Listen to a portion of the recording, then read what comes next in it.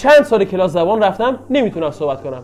آقا هیچ اشکالی نداره، این ویدیو رو تا آخر ببین. سلام، حالتون چطوره؟ من امیرحسینم از کانال لنگومیر. امروز قراره با هم دیگه یک تمرین یاد بگیریم، یه تمرین 4 مرحله‌ای و در کنارش 2 نکته رو یاد میگیریم که با این 6 تا مرحله دیگه راحت میتونیم صحبت کنیم. اگه تا حالا مثلا حدود 2 سال هست که کلاس زبان میری، میتونی از این تمرین استفاده کنی. مرحله اول اینه که یه موضوع رو به دلخواه انتخاب کنی.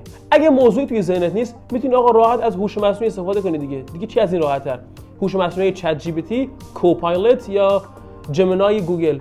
لینکاشون هم توی دیسکریپشن میذارم، حتما چک کنید و استفاده کنید. و اینجا هم حتما یه تصویر براتون میذارم که چطور ازش استفاده کنید.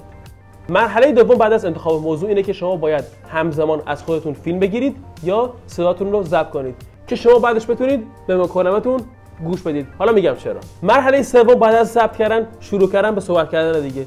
شما وقتی شروع میکنید به صحبت کردن و صدای خودتون رو ضبط میکنید، حتما اگه کلمه ای اون زمان توی ذهنتون اومد و نتونستید به انگلیسی بیانش کنید، اون موقع میتونید فارسی بگیرش. چطوری؟ یه مثال میزنم. I watched a movie last night. مثلا وحشتناک رو یادم نمیاد.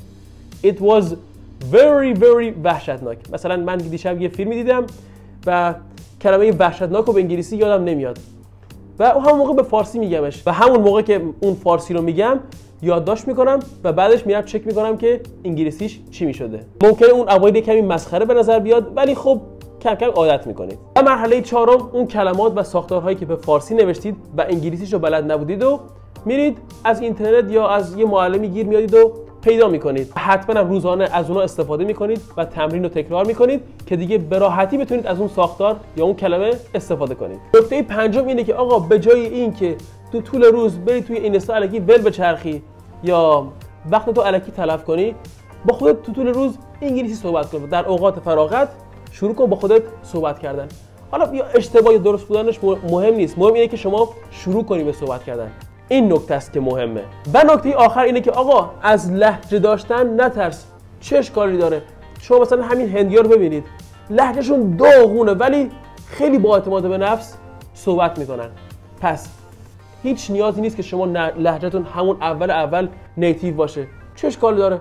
با همون لهجه خودتون شروع میکنید، تمرین میکنید و روز به روز حتما بهتر میشید. خیلی ممنونم که تا آخر این ویدیو با من همراه بودید.